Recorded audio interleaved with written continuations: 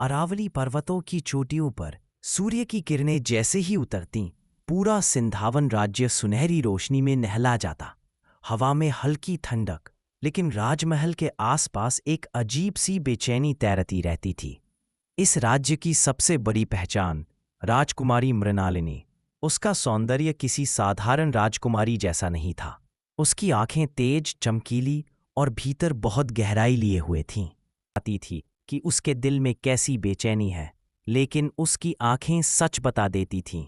राजा भीष्मदेव अपनी बेटी से बहुत प्रेम करते थे, पर एक बात उन्हें चिंतित रखती। मृणालिनी अक्सर अकेले जंगलों में घूमने चली जाती, घंटों ध्यान लगाती, कभी कभी निर्जन तालाब किनारे बैठकर दूर पहाड़ियों को देखती रहती।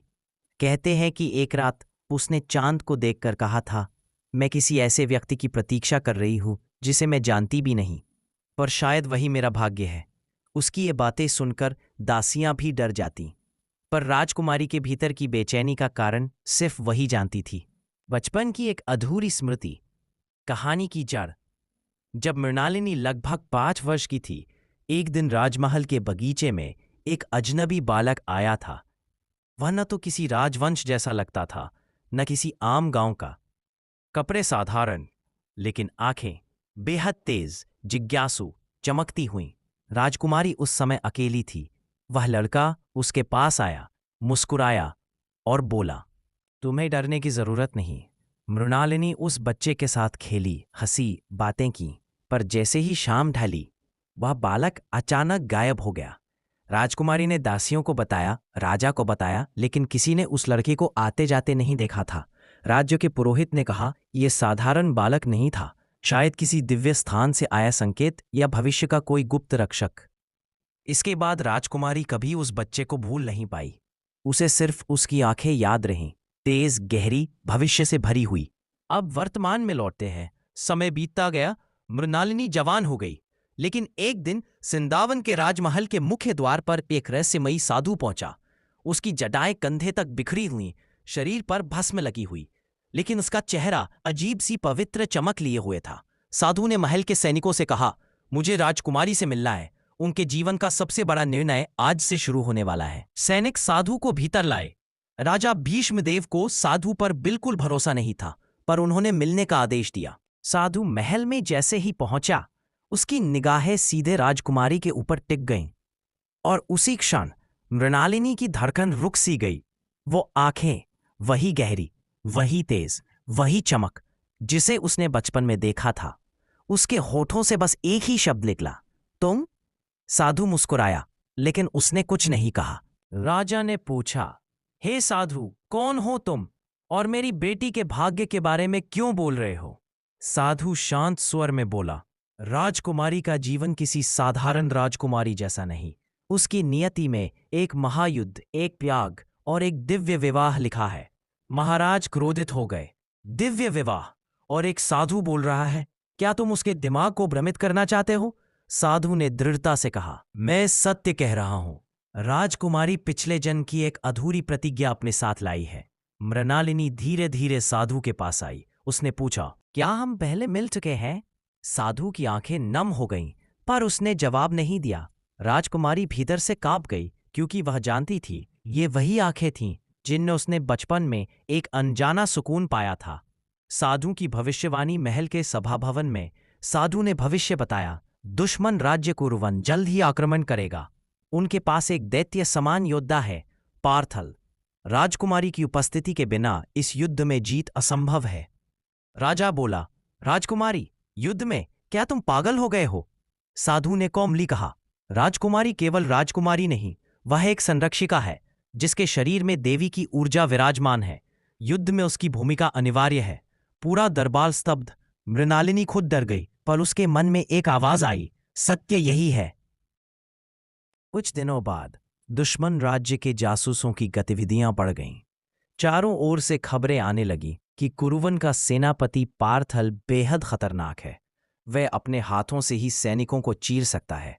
राजा चिंतित हो गए। उन्होंने साधु से पूछा, अगर तुम सच में भविष्य जानते हो तो हमें युद्ध जिताने के लिए मदद करो। साधु बोला, युद्ध जीता जा सकता है, पर इसमें राजकुमारी का निर्णय सबसे आवश्यक है। मृणालिनी आगे आई। कौन सा निर्णय? साधु गंभीर स्वर में बोला। तुम्हें युद्ध में उतरना होगा, न सिर्फ योद्धा के रूप में बल्कि राज्य की ऊर्जा शक्ति के रूप में। राजा ने दृढ़ता से मना कर दिया। मैं अपनी बेटी की जान खतरे में नहीं डाल सकता। साधु शांत रहा, फिर बोला, अगर राजकुमारी नहीं गई तो राज्य नष्ट हो जाएगा। मौन। सबकी सांसें थम गई। युद्ध की तैयारी। राजकुमारी ने अकेले में साधु से पूछा, क्या मैं युद्ध में जीत सकती हूं? साधु ने उसकी आंखों में गहराई से देखते हुए कहा, तुम अकेली नहीं हो, मैं तुम्हारे साथ रहूंगा। यह सुनकर राजकुमारी को अपने भीतर एक अनजानी शक्ति का अनुभव हुआ, जैसे किसी ने उसके भीतर प्रकाश जगा दिया हो। पहला युद्ध दृश्य बहुत विस्तृत। कुरवन सेना ने हमला किया। तुरहे की आवाज, घोड़ों की दौड़, तलवारों की टकराहट, पूरी धरती कांप उठी। मृणालिनी शस्त्र लेकर मैदान में उतरी। उसके कवच पर सूर्य की रोशनी ऐसे पड़ रही थी जैसे वह स्वयं देवी का अवतार हो। दुश्मन की सेना आगे बढ़ी। राजकुमारी में पहली वार से ही 3 सैनिकों को गिरा दिया। उसकी गति साधारण योद्धाओं से दुगनी थी। पर तभी धूल के तूफान के बीच से पार्थल प्रकट हुआ। विशाल शरीर, लाल चमकती आंखें, भारी गदा। वह गर्जा, राजकुमारी, तेरी शक्ति देखने का समय आया। पार्थल ने गदा उठाकर जमीन पर मारी। धरती फटने लगी। राजकुमारी पीछे गिरने ही वाली थी। तभी साधु हवा की तरफ पहुंचा। उसने अपने हाथ उठाए और ओम नमः शिवाय मंत्र के साथ तेज प्रकाश हुआ। पार्थल पीछे फेंका गया। इस दृश्य को देखकर पूरा युद्ध मैदान स्तब्ध हो गया। युद्ध भूमि पर धूल छट चुकी थी। राजकुमारी मृणालिनी और साधु अभयदान खड़े थे। दुश्मन सेनापति पार्थल साधु के मंत्र से पीछे धकेल दिया गया था, लेकिन वह फिर उठ खड़ा हुआ और इस बार पहले से भी ज्यादा खतरनाक दिख रहा था। पार्थल ने क्रोध से गुर्राकर कहा, तो तू वो साधु है जिसके बारे में भविष्यवाणी ने सुना था। मृणालिनी चौंक गई। भविष्यवाणी? साधु आगे बढ़ा। उसकी भस्म से ढकी जटाओं के बीच से तेज चमक निकल रही थी। साधु ने गंभीर स्वर में कहा, हाँ पार्थल, जिस भविष्यवाणी में कहा गया था कि एक पवित्र शक्ति और एक नरकीय शक्ति इस युद्ध भूमि में आमने सामने होंगे। तू अंधकार का पुत्र है और मैं प्रकाश का मार्गदर्शक। पार्थल ने हास्य से कहा, प्रकाश? साधु, तेरे शरीर से भस्म और भूख की गंध आती है। तुझे क्या लगता है तू मुझे रोक पाएगा? लेकिन साधु का चेहरा बिल्कुल शांत था। उसकी आवाज बेहद स्थिर। मेरी शक्ति मेरे भीतर नहीं, राजकुमारी में है। राजकुमारी की दिव्य शक्ति जागृत होती है। मृणालिनी का हृदय धड़क उठा। वह साधु की ओर देखती है। उसकी आंखें अब किसी साधारण साधु की नहीं लग रही थी। उनमें एक उग्र, असीम प्रकाश था, जैसे वह कोई मनुष्य न होकर किसी उच्च शक्ति का दूत हो। साधु धीरे से बोला, मृणालिनी, अपनी हथेली आगे बढ़ाओ। राजकुमारी ने ऐसा ही किया। साधु ने अपनी हथेली उसकी हथेली पर रखी। जैसे ही दोनों की हथेलियां मिलीं, एक जोरदार प्रकाश की लहर उठी। राजकुमारी कांप उठी। उसकी आंखें नीली रोशनी से चमकने लगी। उसके कवच पर देवी के चिन्ह उभरने लगे।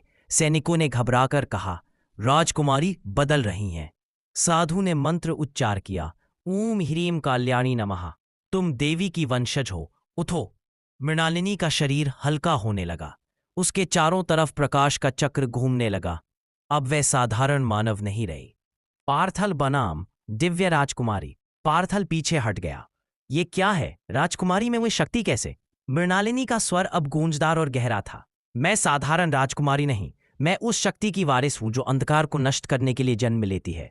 वह हवा में उछली, तलवार उठाई और तेज रोशनी के साथ पार्थल की ओर भागी। दोनों की टक्कर से धरती हिल गई। पार्थल ने गदा चलाई। वह किसी पहाड़ की तरह कठोर थी, लेकिन राजकुमारी की चाल अब किसी मनुष्य से तेज थी। वह हवा की तरह घूमी और उसकी गदा पर तलवार मारी। चिंगारियां आसमान तक उठ गईं। पार्थल पीछे धकेला गया। वह पहली बार डगमगाया। साधु की ऊर्जा खत्म होने लगती है। युद्ध भूमि पर सब कुछ बदल चुका था। पर तभी साधु अचानक घुटनों पर गिर गया।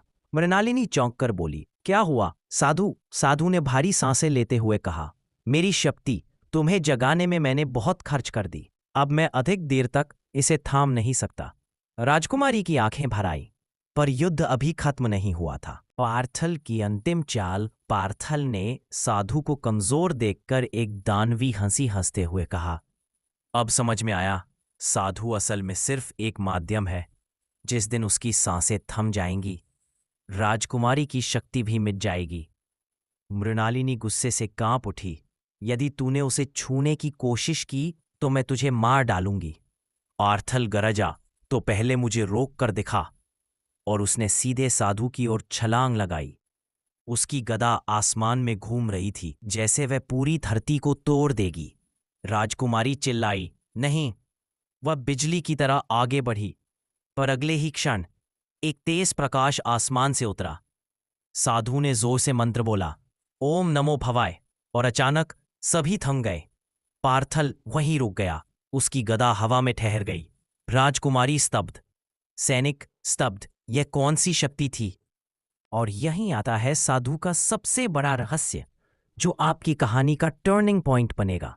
युद्ध भूमि पर सभी समय जिसे रुक गया था। पार्थल हवा में अटका हुआ, उसकी गदा बीच आसमान में थमी, जैसे किसी ने दुनिया को अचानक पॉज कर दिया हो। मृणालिनी की सांसें तेज हो रही थी। उसने साधु की ओर देखा। साधु का शरीर थोड़ा कांप रहा था, लेकिन उसकी आंखों में जो प्रकाश था वह किसी साधारण मानव का नहीं लग रहा था। धीरे धीरे साधु खड़ा हुआ। उसने अपनी जटाएं हटाई। उसकी आंखें दो तारों की तरह चमक उठीं। वह बोला, सत्य के समय का आगमन हो चुका है मृणालिनी।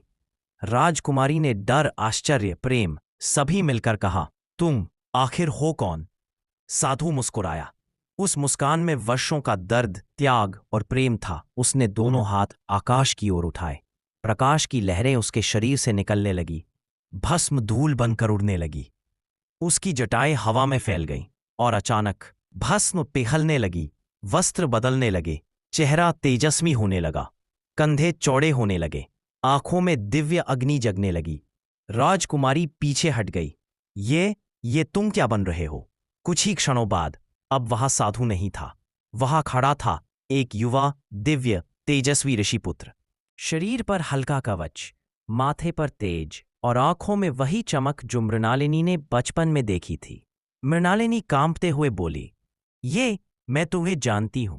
तुम वही हो, वही बालक जो बचपन में मेरे साथ खेला था। युवक ने सिर झुकाया। हाँ राजकुमारी, मैं वही हूं, पर तुम कभी जान नहीं पाई कि मैं कौन था। साधु की असली पहचान।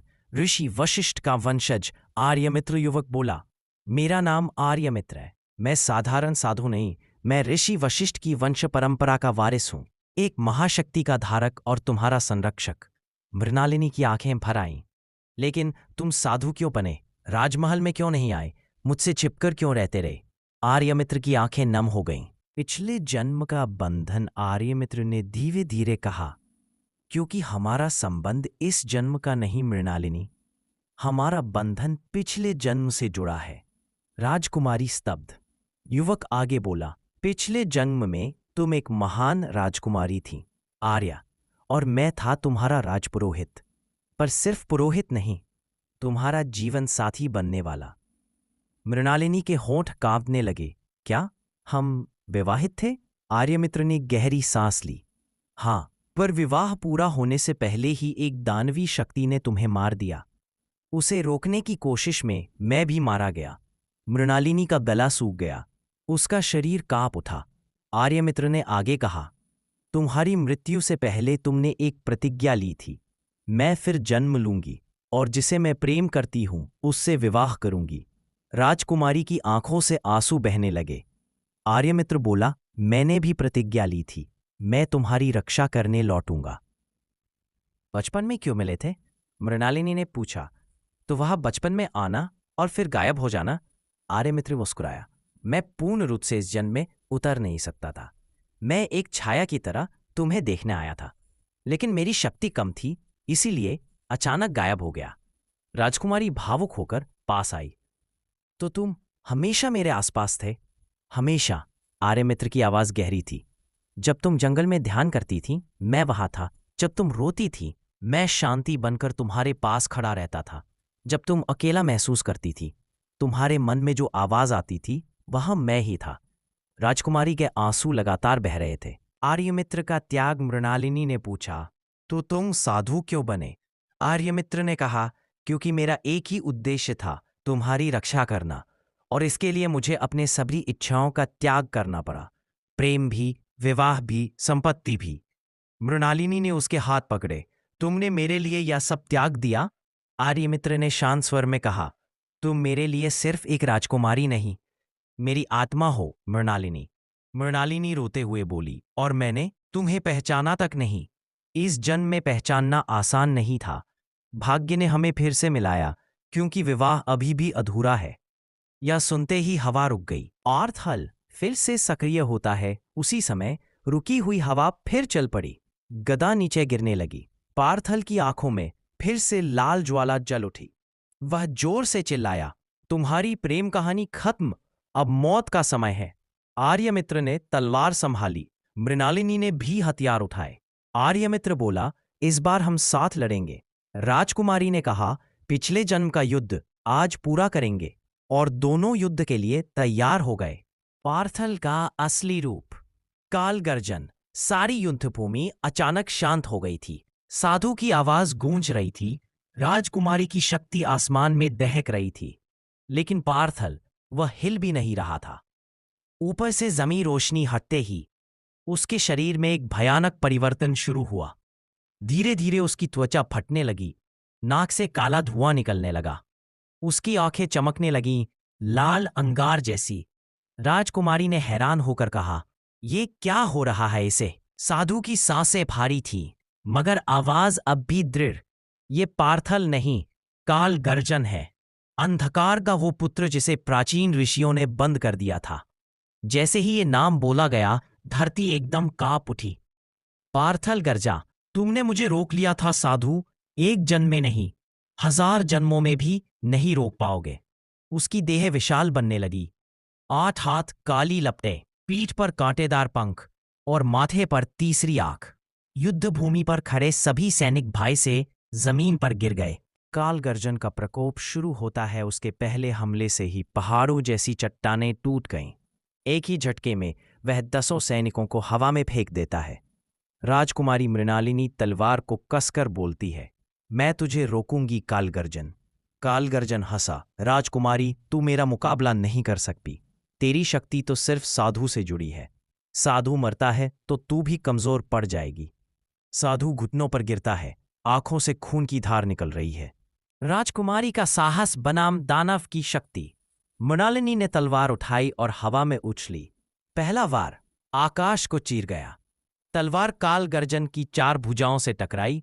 चिंगारियां उठीं, धरती धंस गई। काल गर्जन ने एक जोरदार मुट्ठी मारी। राजकुमारी कई कदम पीछे फेंकी गई। सैनिक चिल्लाते हैं। राजकुमारी, वह उठती है। घुटनों से खून बह रहा है, पर उसकी आंखों में ज्वाला अब और तेज है। काल गर्जन का महाविनाश। काल गर्जन हवा में उड़ता है, एक विशाल काला चक्र बनाता है, जिसे विनाश अग्नि कहा जाता है। यह चक्र यदि धरती को छू देता तो पूरा राज्य भस्म हो जाता। राजकुमारी सदमे में, ये तो सब खत्म कर देगा। साधु बहुत धीमी पर गहरी आवाज में कहता है, मृणालिनी, तुझे एक चीज अभी तक पता नहीं। राजकुमारी उसकी ओर मुड़ती है। क्या? तेरी शक्ति सिर्फ मेरी नहीं, तेरे अपने हृदय से भी जुड़ी है। अगर तू विश्वास करती है कि तू कर सकती है, तो कोई अंधकार तुझे रोक नहीं सकता। शक्ति का आह्वान। राजकुमारी का दिव्य रूप। मृणालिनी ने आंखें बंद की, गहरी सांस ली, और उसी क्षण उसके चारों तरफ एक प्रचंड उजाला फैल गया, जैसे 1000 सूर्यों की रोशनी एक साथ फट गई हो। उसका शरीर धीरे धीरे बदलने लगा। उसके बाल हवाओं में लहराए। उसके माथे पर चमकता त्रिशूल चिन्ह उभरा। उसकी कवच पर देवी के चिन्ह अग्नि बनकर उभर आए। आवाज गूंजी, ओम ए ह्रीम क्लीम चामुंडायाई विच्चे। अब वह सिर्फ राजकुमारी नहीं, एक योद्धा देवी थी। टकराव। दिव्य रूप बनाम काल गर्जन। आकाश लाल नीला हो गया। बिजलियां कड़कने लगीं। राजकुमारी ने अपनी तलवार उठाई, जो अब प्रकाश की नदी जैसी चमक रही थी। काल गर्जन चिल्लाया, तू मुझे नहीं रोक पाएगी। राजकुमारी गर्जी, तेरी हार आज तय है। दोनों एक दूसरे की तरफ उड़े। उनकी टक्कर से इतना तेज प्रकाश निकला कि सैनिकों ने अपनी आंखें बंद कर लीं। निर्णायक युद्ध की शुरुआत। राजकुमारी मृणालिनी अब अपने दिव्य रूप में थी। तलवार से प्रकाश की लपटें निकल रही थी। उसके कदमों से धरती में कंपन उठ रहा था। दूसरी ओर काल गर्जन पूरा दानवी रूप ले चुका था। उसके 8 हाथों में 8 अलग अलग हथियार चमक रहे थे। पीठ से काली आग उठ रही थी। दोनों एक दूसरे के सामने खड़े थे। दिव्य प्रकाश बनाम अंधकार का पुत्र। सैनिकों ने दूर से देखा, ये आम युद्ध नहीं था, यह 2 शक्तियों का टकराव था। पहला प्रहार धरती को 2 टुकड़े कर देने वाला राजकुमारी ने बिजली की गति से दौड़कर अपनी दिव्य तलवार झटके से घुमाई। धड़ाम! जमीन पर एक गहरी खाई बन गई। काल गर्जन पीछे फेंका गया, पर वह हंसा। अच्छा वार था राजकुमारी, पर मुझे गिराने के लिए यह काफी नहीं। उसने अपनी सभी भुजाओं को फैलाया और काले ऊर्जा गोलों की बारिश कर दी। प्रत्येक गोला पहाड़ फोड़ने की क्षमता रखता था। राजकुमारी ने ढाल बनाई, चमकदार पवित्र ढाल। गोलों की बारिश उस ढाल से टकराकर विस्फोट होने लगी। हर विस्फोट से युद्ध भूमि कांपती रही। कालगर्जन की दानवी चाल। अचानक कालगर्जन ने अपनी 2 भुजाओं से काला धुआं फैलाया। राजकुमारी की आंखों का प्रकाश मंद पड़ने लगा। इतिहास बताता था, ये मायावी धुआं सबसे बड़ी शक्ति को भी कमजोर कर देता है। राजकुमारी का शरीर भारी पड़ने लगा। नहीं, ये क्या हो रहा है मुझ पर? साधु, जो अब भी घुटनों पर था, जोर से चिल्लाया। ध्यान रखो मृणालिनी, ये धुआं मन को तोड़ता है, शरीर को नहीं। अपने भय को पहचानो और पलट दो। राजकुमारी ने आंखें बंद कीं, गहरी सांस ली, और जैसे ही उसने अपनी तलवार जमीन पर मारी, धुआं साफ हो गया। वो फिर उठी, और इस बार और भी शक्तिशाली। राजकुमारी बनाम कालगर्जन। अंतिम सीधी भिड़ंत। राजकुमारी उछली, कालगर्जन गरजाया। दोनों हवा में एक ही बिंदु पर मिले। एक तेज धमाका हुआ। आकाश में 2 रंगों की लहरें फैल गईं, स्वर्ण प्रकाश और काला अंधकार। दिव्य प्रकाश अंधकार को काटता हुआ गुजर रहा था, लेकिन कालगर्जन भी पीछे हटने को तैयार नहीं था। उसने राजकुमारी का हाथ पकड़कर हवा में फेंक दिया। राजकुमारी जमीन पर गिरी। उसकी तलवार दूर जा गिरी। शरीर कमजोर पड़ने लगा। कालगर्जन गरजा, अब खत्म। वह साधु की ओर बढ़ा। सबसे बड़ा मोड़, साधु का बलिदान। साधु ने चुनौती के बिना मुस्कुराया। अपनी अंतिम सांसों में भी वह शांत था। राजकुमारी चिल्लाई, नहीं, उसे मत छूना। कालगर्जन ने अपनी भुजा उठाई। एक वार और साधु का अंत। लेकिन तभी साधु ने जमीन पर अपने रक्त से एक पवित्र मंत्र बनाया। 3 चक्र, 7 रेखाएं, एक बिंदु। ओम त्र्यंबकम यजामहे। अचानक उसके शरीर से एक तेज दिव्य शक्ति उठी और मृणालिनी की तरफ बढ़ी। राजकुमारी की आंखें चौड़ी। ये क्या कर रहे हो? साधु मुस्कुराया। तुम मेरी शिष्य नहीं, मेरी जिम्मेदारी हो। तुम्हारी विजय मेरी मुक्ति है। ये उसके अंतिम शब्द थे। उसका शरीर प्रकाश बनकर हवा में विलीन हो गया। राजकुमारी चीख उठी, नहीं। उसके आंसुओं ने धरती को जला दिया। उसकी शक्ति तूफान बन गई। राजकुमारी का महाशक्ति रूप, शक्ति तांडव। साधु के बलिदान ने उसे अपार शक्ति दे दी थी। उसकी आंखें लाल स्वर्ण आभा में बदल गईं। उसके चारों ओर 3 शक्ति चक्र घूमने लगे। हर कदम पर जमीन फट रही थी। वह अब भी तलवार के बिना खड़ी थी, क्योंकि अब उसे तलवार की जरूरत ही नहीं थी। यह राजकुमारी नहीं, तांडव रूप शक्ति थी। अंतिम वार, जो युगों तक याद रहेगा। कालगर्जन ने भय से पीछे हटते हुए कहा, यह कौन सा रूप है? यह तो देवियों का रूप। राजकुमारी धीरे धीरे आगे बढ़ी। हर शब्द उसके भीतर से गर्जना बनकर निकल रहा था। ये रूप तेरे पापों का अंत करने आया है।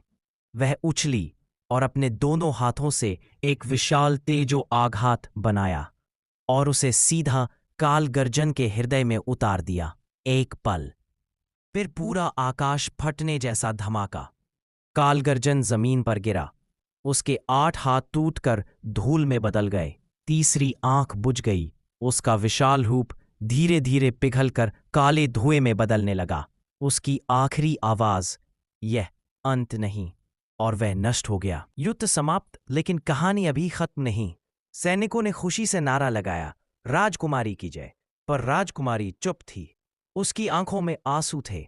वह साधु की जगह देख रही थी, जहां अब सिर्फ धरती थी। उसका स्वर टूटा हुआ, आपने क्यों मुझे अकेला छोड़ दिया? उसके चारों ओर हवा शांत हो गई, मानो स्वयं ब्रह्मांड उसके दुख को सुन रहा हो। युद्ध के बाद की खामोशी काल गर्जन का शरीर पूरी तरह धूल में बदल गया था। युद्ध भूमि शांत थी, इतनी शांत कि जैसे समय रुक गया हो। राजकुमारी मृणालिनी घुटनों के बल बैठ गई, उसकी सांसें भारी, उसकी आंखें लाल, लेकिन दिल टूटा हुआ। वह उस जगह को छूती है जहां साधु ने अंतिम सांसें ली थीं। आपने क्यों अपना जीवन दे दिया, साधु? सैनिक दूर खड़े स्तब्ध व मौन। राजकुमारी अपने आंसुओं को रोक नहीं पा रही थी। साधु की अंतिम भेंट। आकाश से उतरता प्रकाश। अचानक आकाश में ऊंची जगह से हल्की रोशनी उतरने लगी, धीरे धीरे, जैसे कोई पवित्र चीज धरती पर लौट रही हो। राजकुमारी ने ऊपर देखा। रोशनी धीरे से उसके सामने आकर ठहर गई। उस रोशनी के भीतर कोई आकृति थी। मृणालिनी कांपते हुए बोली, साधु। रोशनी फैलती है और एक शांत दिव्य स्वर हवा में गूंजता है, मृणालिनी, रो मत। राजकुमारी की आंखें चौड़ी। साधु का पुनर्जन्म रूप प्रकट होता है। रोशनी हटती है और सामने वह साधु, लेकिन इस बार न कमजोर न घायल। उसके शरीर से दिव्य तेज निकल रहा था। चेहरा शांत, आंखों में बुद्धि और प्रकाश। वे अब साधारण साधु नहीं लग रहे थे, मानो किसी देवता का अंश हो। राजकुमारी स्तब्ध, उसकी आवाज कांप रही थी। आप वापस आ गए। साधु मुस्कुराए। मैं कभी गया ही नहीं था। मेरा शरीर मरा था, पर मेरी आत्मा की नियति अभी पूरी नहीं हुई थी। सबसे बड़ा रहस्य, साधु कौन थे? राजकुमारी ने पूछा। आप असल में कौन हैं? कोई साधु या कोई देवता? साधु ने शांत स्वर में कहा, मैं वह हूं जिसे प्राचीन ऋषियों ने धर्मसार कहा था, धर्म का रक्षक, सत्य का प्रहरी। राजकुमारी की आंखें भर आईं। तो आप पूरी तरह मानव नहीं थे? मैं मानव भी हूं, दिव्यता का अंश भी, लेकिन सबसे बढ़कर मैं तुम्हारा मार्गदर्शक हूं। राजकुमारी का हृदय, प्रेम का इजहार, युद्ध, अंधकार, बलिदान, सब कुछ देखने के बाद राजकुमारी के मन का द्वार खुल चुका था। वह साधु के सामने गई, आंखों में गहरी भावनाएं। मैंने मृत्यु को करीब से देखा है और आज मुझे एहसास हुआ मैं आपको खो नहीं सकती। साधु की आंखों में एक शांति की लहर थी। मृणालिनी, हम दोनों के मार्ग अलग हैं। तुम राज्य की रानी बनोगी, मैं तप का मार्ग चलता हूं। राजकुमारी ने दृढ़ता से कहा, लेकिन मैं तपस्वी से प्रेम कर बैठी हूं। यह सुनकर साधु पहली बार चौंक गए। एक पल के लिए मौन छा गया। साधु की परीक्षा, दिव्य मार्गदर्शक की दुविधा। आकाश में फिर रोशनी फैलने लगी। एक विशाल आवाज गूंजी, धर्मसार, तुम परीक्षा में हो। साधु की आंखें नम हो गईं। राजकुमारी ने डर कर पूछा, ये आवाज किसकी है? ये ब्रह्मांड की चेतना है, मेरे गुरु, मेरी आत्मा का स्रोत। स्वर बोला, तुम्हें दो रास्ते दिए जाते हैं, तप, त्याग और वन, मृणालिनी का प्रेम और गृहस्थ जीवन। राजकुमारी ने हाथ जोड़कर कहा, कृपया उनसे मेरा प्रेम मत छीनो। स्वर शांत था। निर्णय धर्मसार ही करेगा। साधु का निर्णय, जो सब बदल देगा। साधु ने मृणालिनी को देखा, गहरी शांत नजरों से। तुमने मेरे लिए जीवन दांव पर लगाया। तुमने अपनी शक्ति जागृत की और तुमने प्रेम की राह चुनी। मैं कैसे इसे ठुकरा सकता हूं? राजकुमारी की सांस रुक गई। तो आपका निर्णय? साधु ने उसका हाथ थामा। मैं तप नहीं छोड़ रहा, लेकिन मैं तुमसे विवाह करूंगा, क्योंकि तुम्हारा प्रेम मेरे धर्म का हिस्सा बन चुका है। राजकुमारी की आंखों ने आंसू चमक उठे, खुशी के, राहत के, प्रेम के। राज्य में उत्सव, दिव्य विवाह। राज्य में खबर फैल गई, राजकुमारी और दिव्य साधु विवाह करने जा रहे हैं। पूरा राज्य दीपकों से जगमगा उठा। ढोल नगाड़े बजे, सब तरफ फूलों की वर्षा। मृणालिनी लाल पट्टेदार वेश में थी। साधु ने सरल किंतु दिव्य आभा वाला वस्त्र धारण किया। विवाह मंडप पर ऋषि मुनि स्वयं आशीर्वाद देने आए। मंत्र गूंजने लगे। साधु और राजकुमारी ने एक दूसरे का हाथ पकड़ा। एक दिव्य आत्मा और एक मानवीय योद्धा एक हो गए। पूरा राज्य झूम उठा। धर्मसार और मृणालिनी की जय। अंतिम संदेश, पोस्ट क्रेडिट जैसा प्रभाव। विवाह के बाद साधु ने कहा, मृणालिनी, ये अंत नहीं, हमारी कहानी का आरंभ है। राजकुमारी मुस्कुराई, जब तक धर्म है, जब तक प्रेम है, हम साथ रहेंगे। और इसी तरह एक साधु और राजकुमारी की अनोखी प्रेम कथा सदैव के लिए इतिहास में दर्ज हो गई।